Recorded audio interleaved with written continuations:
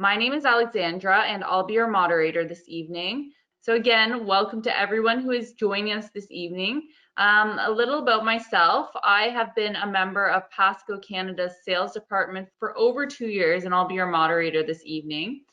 Now, Pascoe's portfolio in Canada actually includes over 70 products that are herbal, homeopathic, and we also do have dietary supplements. Now, without further delay, I would like to welcome Coach Gaétan Boutin, a human high performance coach and movement specialist, to lead our conversation and answer all your questions this evening. So thank you so much, Gaétan, for joining us this evening. My pleasure. It's great to be here. All right. So thanks for the introduction, Alex. Excited to be here. Hopefully everyone can see me in the video box because that's going to be very important to see what I'm doing. I'm going to make all kinds of funny gestures and stuff just for your entertainment. And we're super excited to be here. Big thanks to Pascoe for helping to make this happen. They put this all together, set up all the tech, which is always never fun. You never know if it's going to work or not. So really big shout out to them. And thanks for all the support for putting this series together. So this is part one of, and we'll get to that in a second, of a 5-part series that we're going to do. And I'm super excited about this series. I get a chance to talk about all of the different things that I specialize in. So as a high performance coach, everything I do starts with mindset. And then from there, we work on movement, strength and conditioning. I work on nutrition with athletes and clients. We work on recovery strategies, and I also work on like what we'll call detox strategies. So that's going to be kind of our 5-part series. So we're really excited to be able to present all of these. Today, obviously, we're only going to talk about mindset. And I wanted to kick off mindset because, like I said a minute ago, it's the root, the foundation of everything that we do. You could have everything else in order and in check, you know, your nutrition, your training, your relationships, all that stuff is good. But if your mindset is not good, you're only going to go so far. So we're really excited to basically talk about all of that stuff. So quickly, who am I? Well, I'm a high performance coach. What does that mean? It means I help people become the best version of themselves. So educationally foundation, I'm a kinesiologist, which means I know how the body moves. I know how the body works. I'm a strength and conditioning coach. I specialize in performance nutrition, and I'm a certified high performance mindset coach. And I'm co-founder of a company called Strong Athlete, where we basically believe in helping people become the best versions of themselves. We obviously specialize in athletes, but that's only a small percentage actually of everyone that we help. We help all kinds of people. We coach all kinds of people. I work with the parents of athletes. I work with grandparents. I work with seniors. I work with doctors, lawyers, executives, you name it. I work with a diverse group of people that have a unique set of needs. And the fun part of that is whenever someone new comes in or comes around and joins our program, we get to break them down, assess them, and see where their needs are. And we use the athlete approach because we believe that the athlete approach is of the highest standard. So whatever we kind of do over here, we can apply that in different levels of intensity for someone who maybe not be an athlete. But all of the stuff we're going to talk about today and through all of this is transferable no matter what you do, no matter where you're at in your life. All of this stuff is transferable. So it's not going to be specific to any specific person today. It's going to be very general in terms of mindset. So this is going to be a live Q&A. So I'm hoping people came with their questions. We're going to have some different conversations to help stir the pot. But ultimately, when we talk about building a strong mindset, we want to talk about consistency. It's great if you can come with this amazingly strong mindset, this positive attitude every now and then. But what's most important is how are you showing up on a day-to-day basis? How are you showing up regularly in your life with your friends, with your family, with your partners, with your coworkers, whoever you're interacting with? How are you showing up with those people? And in my opinion, more importantly, how are you showing up with yourself? Meaning, what does your self-talk look like? What does the relationship you have with yourself look like? Because that is the root of everything. If you don't have a strong relationship and positive relationship with yourself, your ability to be exceptional, your ability to push the limits, your abilities to become the best version of yourself are going to be hindered because you'll be in this constant struggle against yourself. I'm sure everyone can relate to that. You know, you want to achieve something, you want to set a goal, and the biggest barrier to that goal is yourself, is the language you're speaking to yourself and how that limits everything. So we get into that. I hope people have some questions on that. I want to talk about how people get stuck and why we get stuck, because we all get stuck. I don't care who you are. You're going to get stuck at some point and you're not sure how to move forward or where to go and what to do. And that is very stressful, and that can have like long-term effects on your physical health, your mental health, your emotional health. I also want to talk if people like behaviors. Behaviors are huge, and that's a huge thing that I work with. So if you want to modify a behavior that you're having trouble with, like you want to change the way you eat, you want to move, exercise more, you want to improve your relationships, you want to make more money, whatever that behavior action is, I can help teach and educate people on where that comes from and what that looks like. And another thing I want to talk about today, and again, these are setting everyone up for questions, is this idea of your words create your reality. So I am a huge, huge believer in the language that you speak is what creates your reality. And anyone who I coach who knows me, they are probably at their wits' end with me because I'll constantly stop them in mid-sentence and then ask them what they just said and show them the words that they're using and ask them where those words came from. And then what does that manifest or what does that transpire? So the words are so important.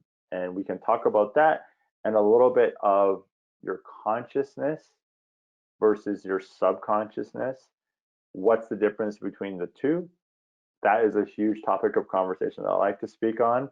So just as a little side, we're just talking about your words, and your words create your reality. Well, your consciousness is kind of what you know. It's the I know. Tell me if you've ever heard this. People are like, you said you should quit smoking. I know I should quit smoking, or I know I should eat better. I know I should exercise more. Whatever that is, it's the I know, I know, I know. But the I do, which is your subconsciousness, is lacking in a general understanding and awareness. So it's just like it's the operating system. It's programming you to the addictions, to just go in this direction, to react versus be in control. So that is a huge thing. That's a huge dynamic that I talk about when I coach people and help people understand that and see when their subconscious is kind of taking over and running its operating system versus when they actually take charge and overstep that and overcome that, which is a very difficult thing to do. But if you can understand that concept and start to become more aware of yourself and how you work and how you operate, you can start to gain a little more control of that and you can start to take power in that. So that's kind of my intro rant about some of the different things we can talk about today. And I want to kind of get it open to Q&A because that's kind of what this is all about. It's a live Q&A. So Alex, are you still with me? Yeah, I'm right here. So I guess just to kick things off for everyone, my first question would be to ask, what are some of the key things that do affect your mental health or your mindset? And I mean, especially during this times, I can think of being on lockdown, what it affects that. But do you have any input in regards to what does affect mental health and mindset? Yeah, absolutely. Not to give a plug, but my business partner and I are developing a program called Mind Strong, and it's not here, it's not ready yet, but it totally answers the question, and it also goes in line with this 5-part series that we're working on right now. And things that affect mindset outside of your mind are your physical health, so your movement practices, I'll say your fitness, your nutritional habits. What you eat is like so important because people don't understand food is a language, and we're going to do a whole series just on food. When you put something in your body, it's telling your body to do something, And a lot of times, if you're eating processed foods or like chemically rich foods, your body is trying to detox that. Like as soon as you take that in, the body is on a defense mechanism, and how that affects your hormones and your system is huge. Another thing that affects your mindset is sleep and or recovery. We are constantly in a stimulated world nowadays. We can't stop picking up our phone, going on Netflix, going on the computer, going.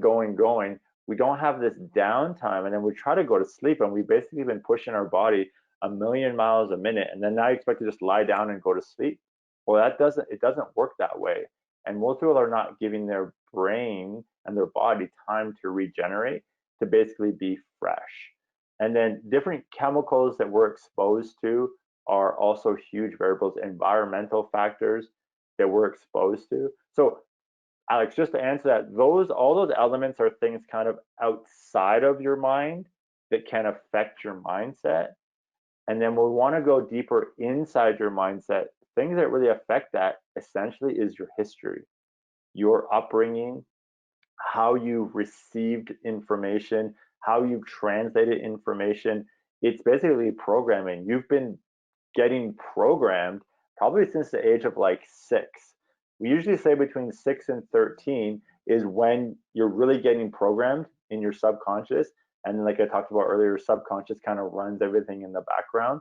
So if you don't understand that and you don't do real work to help bring that stuff to the surface, and I'm not saying like go see a psychiatrist or psychologist. There's many different ways. I'm not saying don't do that. There's many different ways you can do that. But essentially what I'm saying is you have to do the work, and you have to do the work with somebody else versus just, well, I can read a book, a self-help book, and I can just go apply it. Well, there's no one calling you out on your BS if you do that. You're just going to kind of go in the direction that feels most comfortable, but you have to get into that, extract the painful stuff, pull that stuff to the surface, see it, and then do something with it. So when I work with clients, I always say my job is to pull you out from being face down in the mud, because we all get so close and face down in our own mud that we can't see what's going around us, and we just react. We don't have any vision or understanding. So if we can get into that world, then we'll be better off. Did that answer the question? Yeah, no, that's wonderful.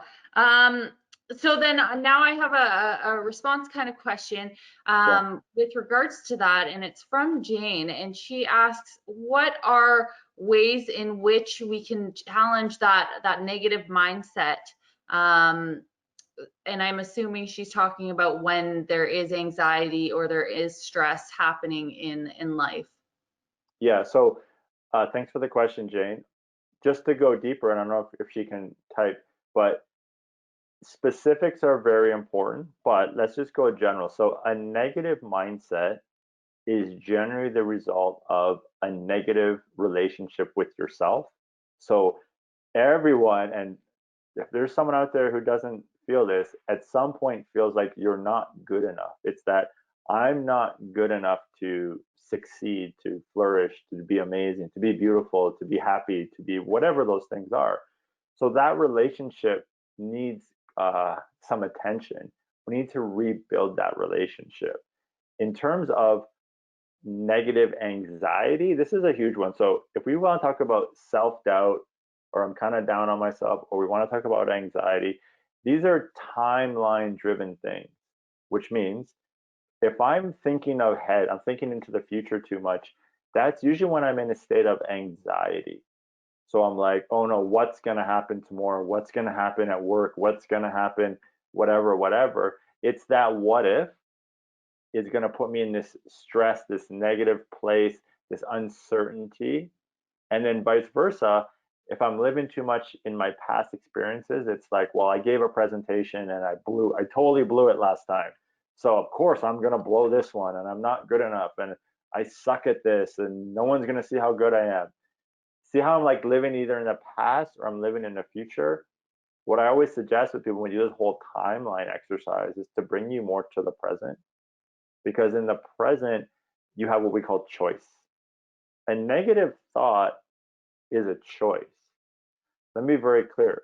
what shows up in your brain is beyond your control. I always say you don't control your thoughts. You only control what you do with your thoughts. So if you can become present and you can see that, in this case, negative thought come up, you have a choice.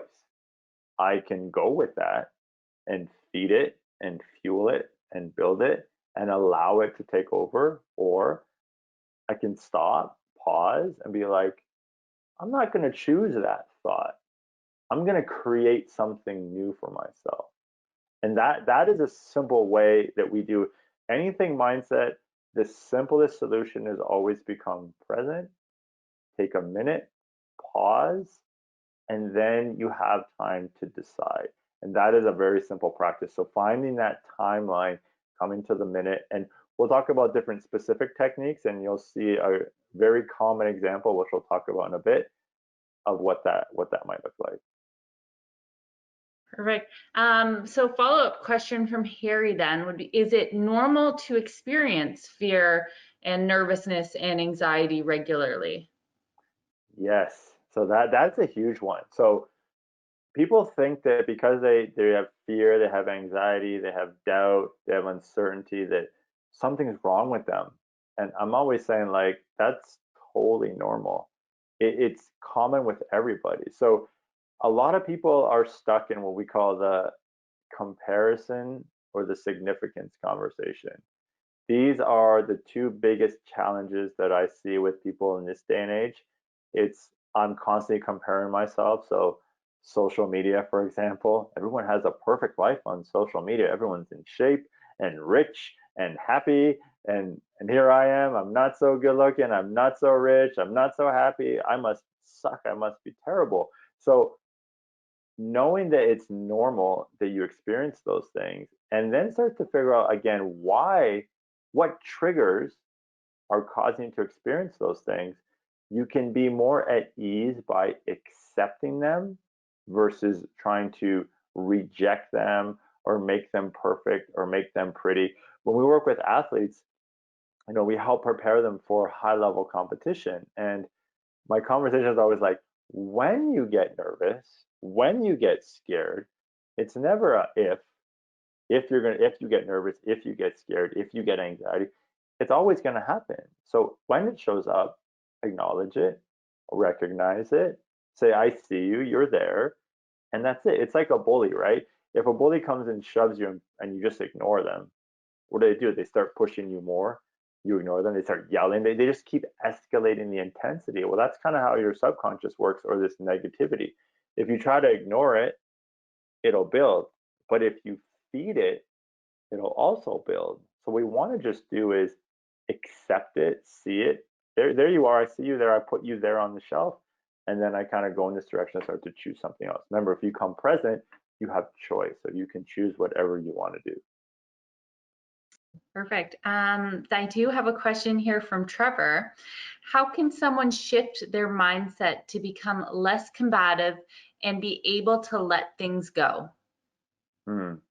So first, you need to go back and find out where you're being combative. So what are you fighting against? This is generally your subconscious. So what I would say is, let's say you're being combative against a boss at work, and you're like, I don't know why I'm being like that. Go back in your history, and it started probably when you were in school. It either happened with a parent, a coach, or a teacher. Those are usually the biggest three. And where did you have conflict with someone, like one of those kind of people that are in a hierarchy or a power position? And what was your instinct and response at that time? Because that became programmed, and that's kind of now your default. So I'm not saying that you're going to cure it. That never happens. It never goes away. So let me be very clear. Anxiety, fear, doubt, like we said a minute ago, it will never go away. If you think it'll go away, you'll be like, well, I tried that technique and it didn't go away. It doesn't go away. You become better at managing it. So again, find that possible interaction that stimulated that.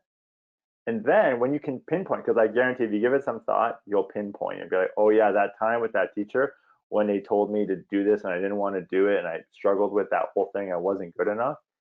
next time this kind of shows up in your life, you'll be like, oh yeah, that's why I'm combative with myself, because of that happened. Again, we're not curing it, we're not fixing it, but you become aware of your behaviors. And then at that moment, again, I'm going to be a broken record here, is choice. You choose that, or you choose something bigger than that. I hope that answers that question. Thank you. I do have a question from Eileen. Do you recommend detoxing from social media to improve mindset? 100%.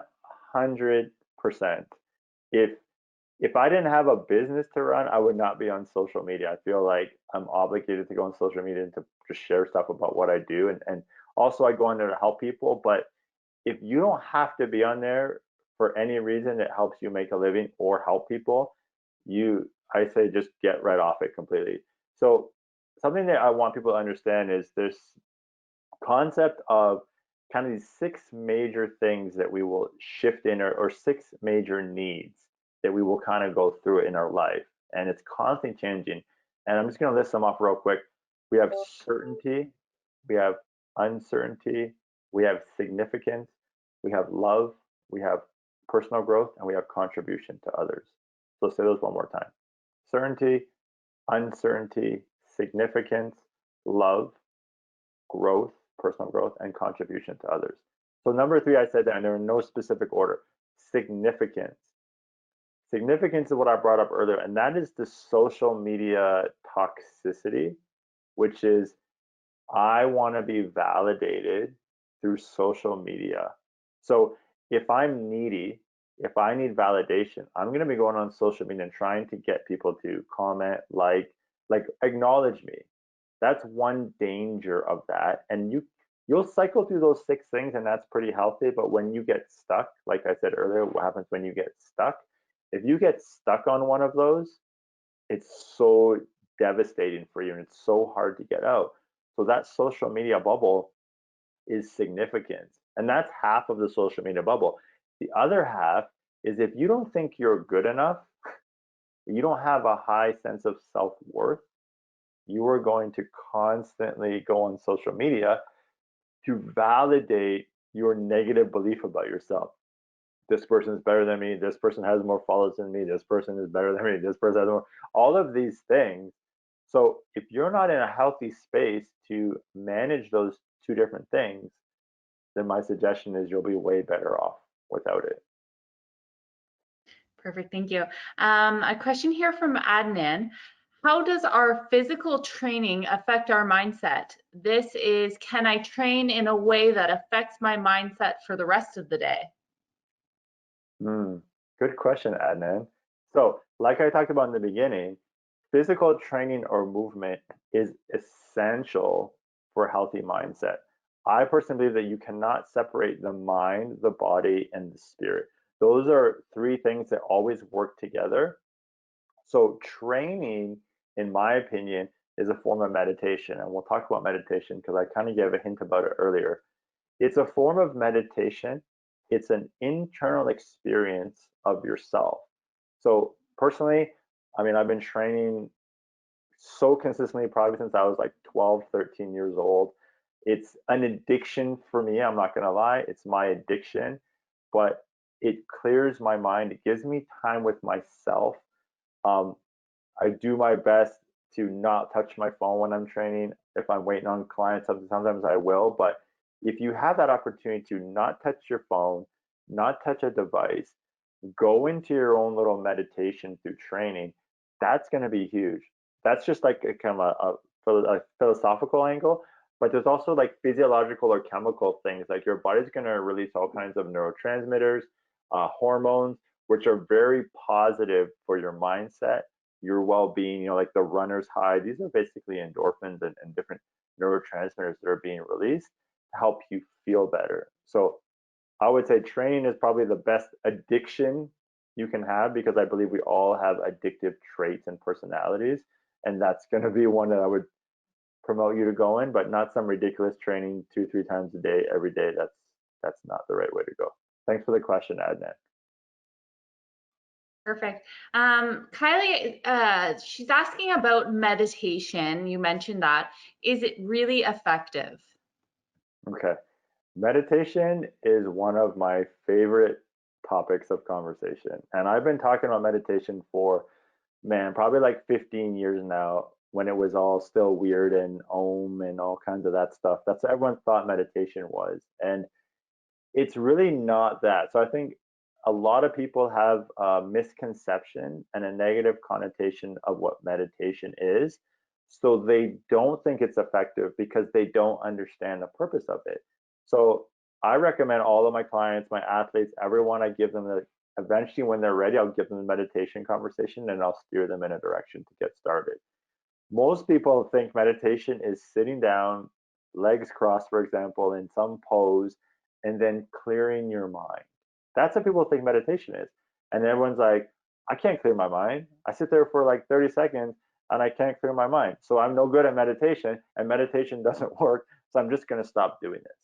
So you've already set yourself up for failure by having a false expectation of what meditation actually is. So the objective of meditation is when I talked about that timeline, future, anxiety, past, self-doubt, meditation is designed to make you present.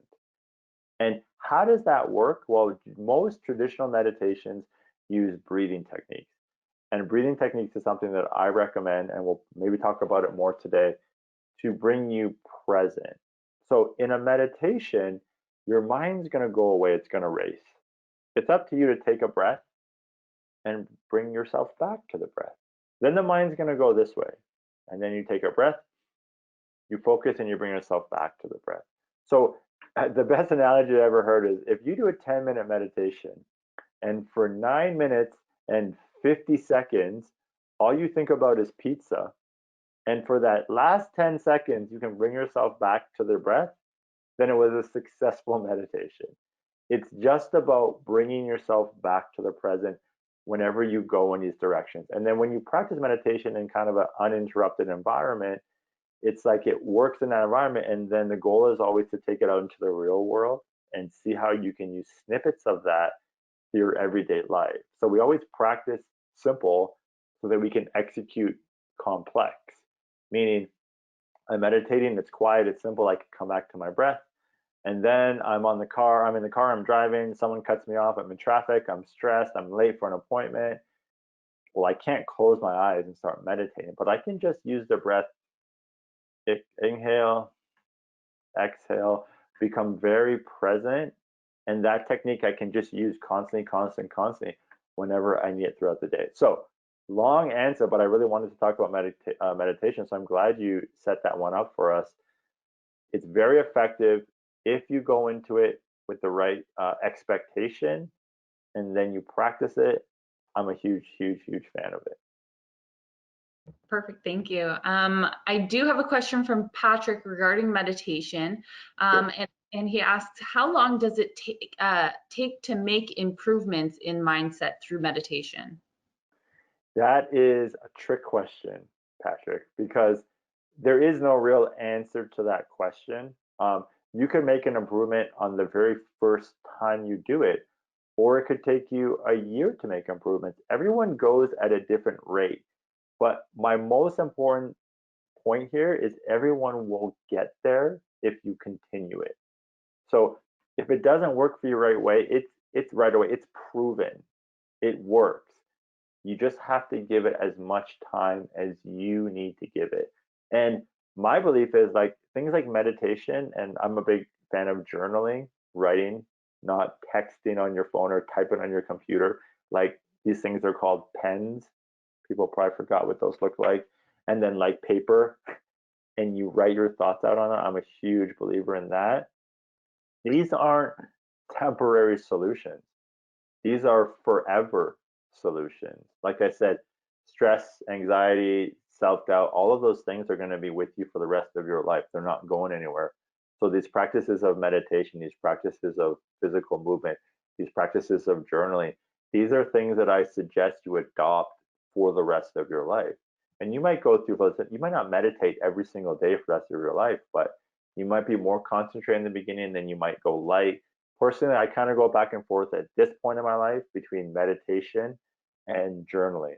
So to go through those phases, but I've already taken the benefits of those things, so I know how to apply them in my everyday life. So I can't give you an exact answer, Patrick, because I would just be making it up, and that's not fair to you. Continue the journey, continue the process, make a long-term commitment, and I promise you'll get something out of it. Wonderful, thank you.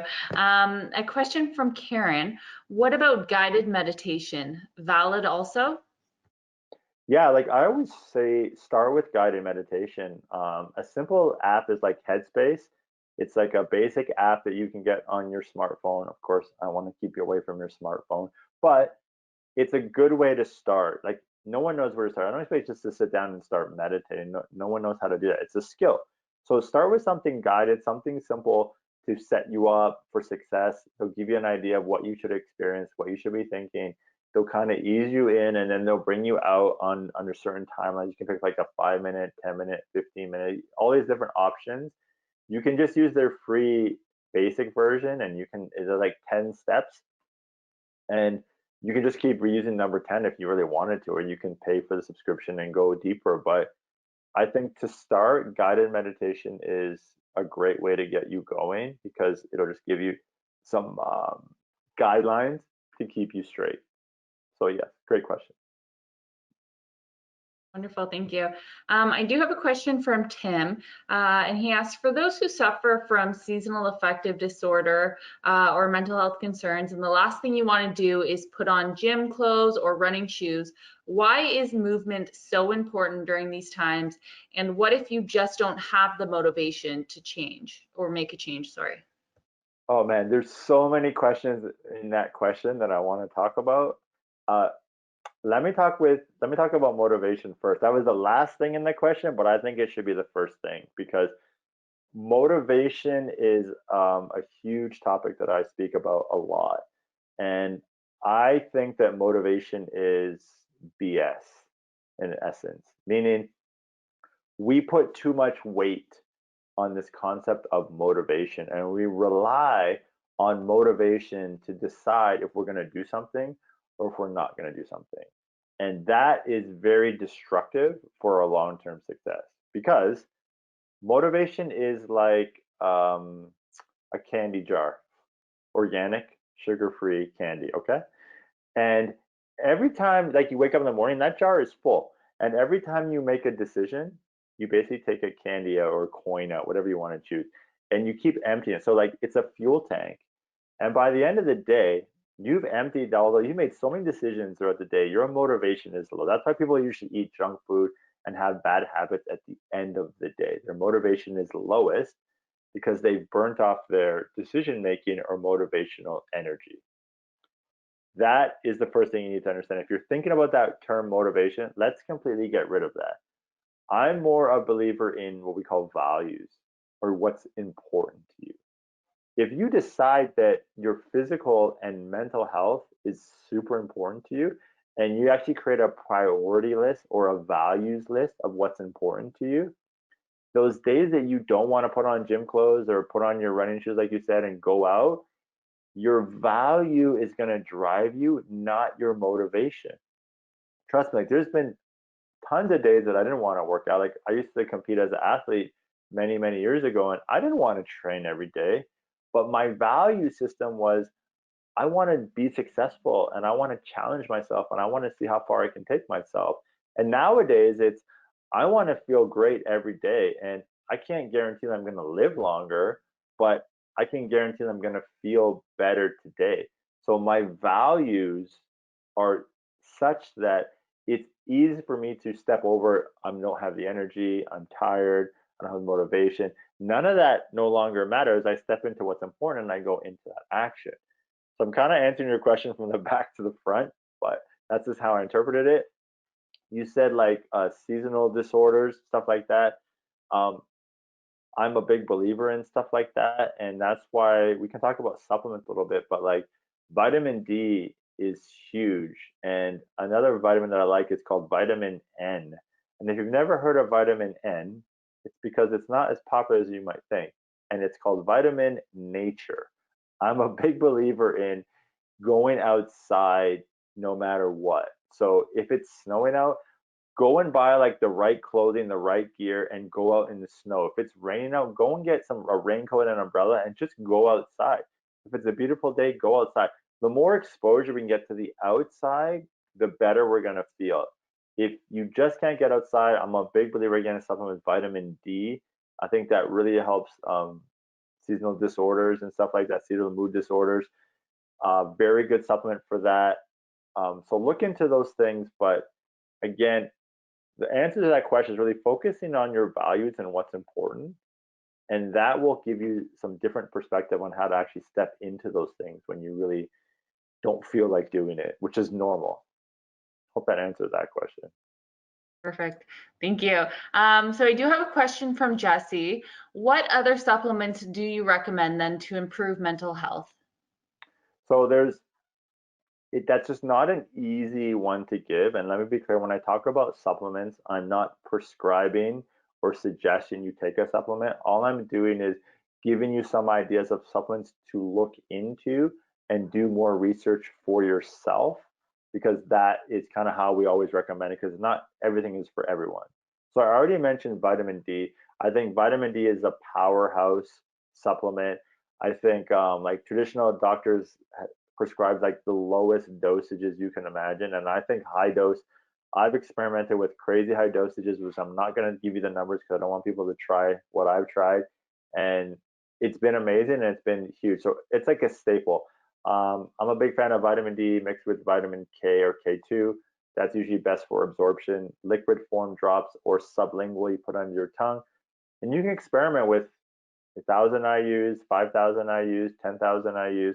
That's up for you to do the research and experiment. So that's a big one that I like, and that's kind of for that just overall well-being and mood. Um, Sleep, we'll do a whole kind of workshop on recovery later, but if you can't fall asleep well and you're having trouble sleeping, that's going to affect your mindset and your mood. So I use and I recommend products like Pascoe Flare, which is a common in my house. And that's basically, it's a passion flower product from Pascoe. And that basically helps bring your nervous system down, helps calm you down, helps you to go to sleep. This is basically like little tablets, but there's Pasconal as well, which is a liquid. And it's a little stronger, I think, than Pascoe Flare. So it depends on, again, what you need. I'm big believers in those products. Neuropass, which is another product from Pascoe, which is really good for just general mood. I've been using that product on and off here and there. It's a great product. Magnesium is another stable product that I totally recommend. There's 100 different forms. It's so confusing. For mindset and mental health, I would look at like a magnesium glycinate or biglycinate, and I would look at a magnesium threonate. Those are ones to look at from a mental or a mindset standpoint. And then fish oil, omega-3s are always going to be good. It's all about quality though, people. When you're going to buy supplements, don't cheap up. Don't go to your local like pharmacy and buy the cheap ones, or like Walmart and buy cheap supplements. If you're not going to go and buy really good quality, don't bother just wasting your money. Quality is everything. So those are a few supplements you can look into. Actually, one more supplement that I use with certain people is 5-HTP. Again, do your research on that. That product can be very beneficial for people that are struggling from a mindset and a mood standpoint. So those are some big ones that are currently available. And if we want to go taboo, we can talk about other things outside of that. Thank you. So I do have a question from John. What is your opinion on St. John's Wort?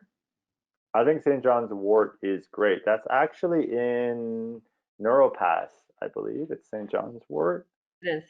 Yeah, yeah. That's like one of those like tried and true type ingredients. So huge recommend. It's been around forever. It's been recommended forever. Some things just don't go away, right? There's certain things that just like are the test of time. They've been used for hundreds of years, and that's why I know why it's in Pascoe products. So I'm a big believer in it. Again, everyone works differently with different things, so you have to experiment. You have to see what works for you, and anything you want to try, like you have to give it a fair time period to work. So Anywhere from like 6 weeks is a minimum, in my opinion, from a real experiment to see if something actually works for you. Perfect, thank you. I have a question from Stephanie. How important is self-confidence for achieving success? Mm. So confidence is like everything theoretically to achieve success.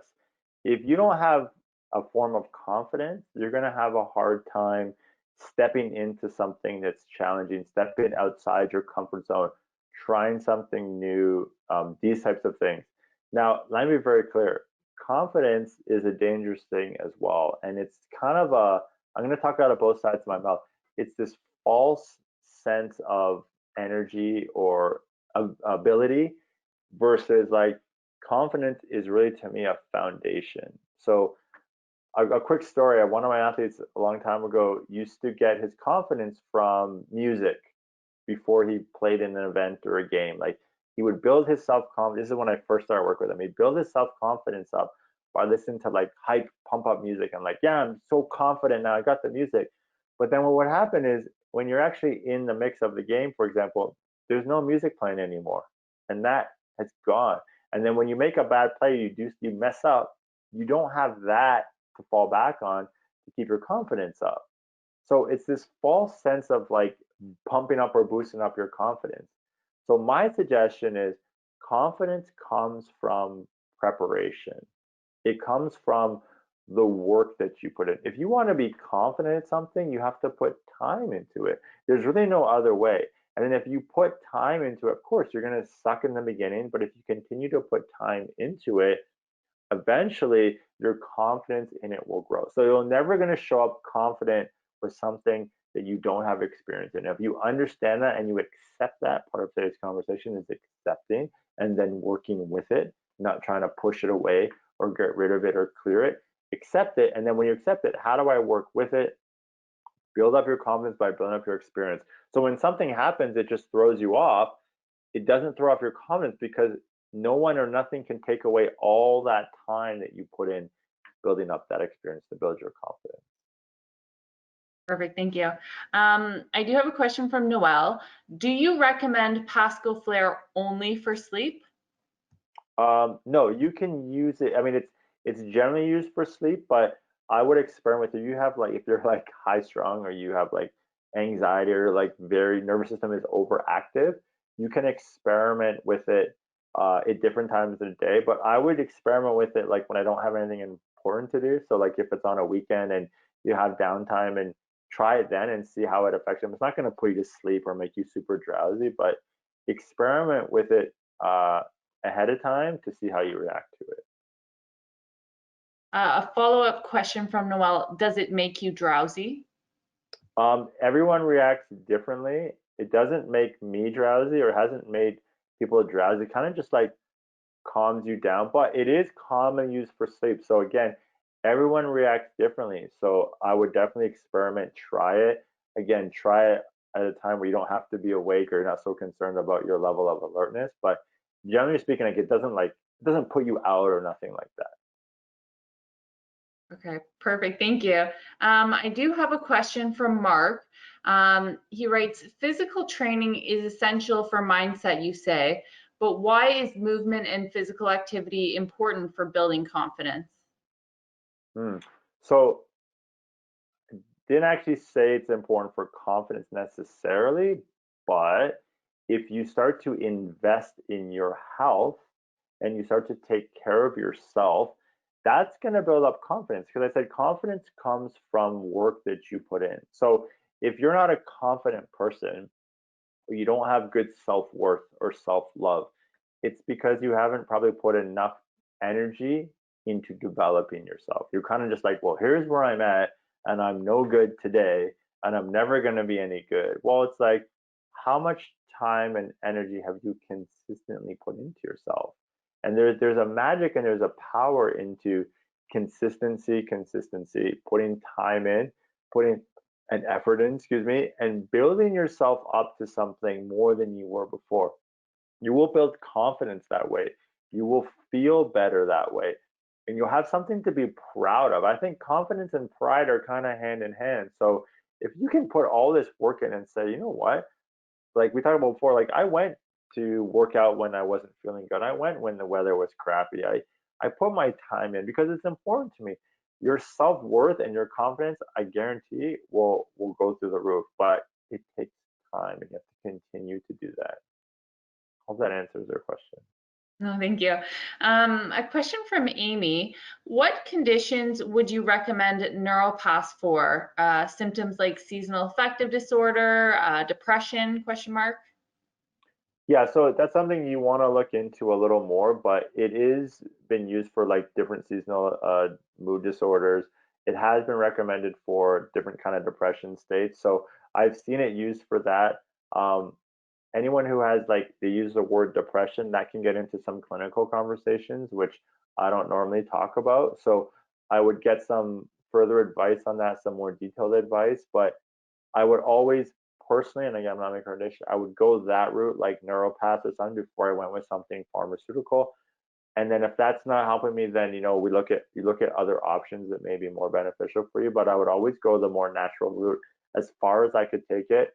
And then if that's not working, then we'll look at other options. But it's definitely recommended for those types of situations. Oh, did we lose Alex? So sorry, I'm on mute there. There we go. I do have a question here from Ryan. What would be your number one tip for managing anxiety and stress? Hmm. Okay. My number one tip for managing anxiety is what I talked about earlier today, and that is meditation training to bring yourself to the present. So, anxiety exists in the timeline of the things we cannot control, i.e., the future or the outcomes. So, I'll just use a sports example. Um, I want to go and I want to win that game tomorrow. Well, no disrespect, but you actually have no control if you win or lose that game. And trust me, I've been in this game for a long time. People are like, no, if you work hard and you show up and you did all the work, you did prepared perfectly, you're going to win. That's not always the case. You might get a referee that calls it the wrong way. You might have a bad luck. Something might happen. Trust me, I've seen it all. So if you take that energy that's anxiety and you channel it into what you actually can control, which is your effort and your attitude, and you just stay in those things, my effort and my attitude, then the anxiety kind of disappears because I get into the action of what I need to do and I put my best effort out. That will clear out the anxiety. And let me be very clear, it's cyclic, right? So like I get into the action or I start focusing on what I control, my skills, my techniques, and then I'm like, okay, I'm good. And then the anxiety will pop up again, always does. And then I go back to, okay, what's my technical stuff? What's the effort I'm going to put forward? And if I keep going into that, i.e., the stuff I actually control and not get focused on, am I going to win or lose? Am I going to succeed or fail? Because all of that is anxiety because it's out of our control. Then you'll get rid of that anxiety, or you'll, I don't want to say get rid of because that's not true. You'll be better able to deal with it and manage it and shift it into something more productive. Perfect, thank you. A comment here from Sahar. Great webinar, thanks. Thank Thanks, you, Sahar. Sahar. And another question here from Donna. Have you given Pascoe Flare to young kids the age of 5 for ADHD? Sorry, the age of 5? Yes. I don't work with kids that young, so the answer to that is no. And I don't really recommend supplements to young kids personally. It kind of goes outside of my thing. I might just bring some suggestions for parents to go look at and then consult with their doctors, but I don't recommend that. What I would say, if any child dealing with like ADHD and stuff, the first thing I would focus on is their nutrition and make sure that they're eating a really good, naturally sourced diet. They're not eating processed sugars, artificial sweeteners, processed foods. That would be where I would put my energy first with young kids, is what does their food look like? That would be my priority with them, 100%. Wonderful. Thank you. So I'll give it a few more seconds, but I do believe we have answered everyone's questions today. Okay. I'm scrolling back through. Yep, it does. So we have answered everyone's questions. So thank Okay. you, everyone, for joining us and participating in this webinar. And Coach Gaétan, amazing. Thank you for answering all our questions this Thank evening. you. Thank Yeah. you. It was amazing. So, and if anybody does have any questions about the information that was presented in today's webinar, please contact seminars@pascoe.ca. We will also be sharing this recording on our website at pascoe.ca under the webinars tab, which will be posted one day from now. And oh, I apologize. There is another question here Oh, from all right. I'm still here. Oh, it's a comment. So she had asked that question because there are many studies on passion flower for ADHD. Donna, we can follow up with you regarding Pascoe studies for ADHD. And we can, if you want to send us an email at seminars@pascoe.ca, we can follow up with that. So with regards to the webinar today, again, it will be posted one day from now on pascoe.ca.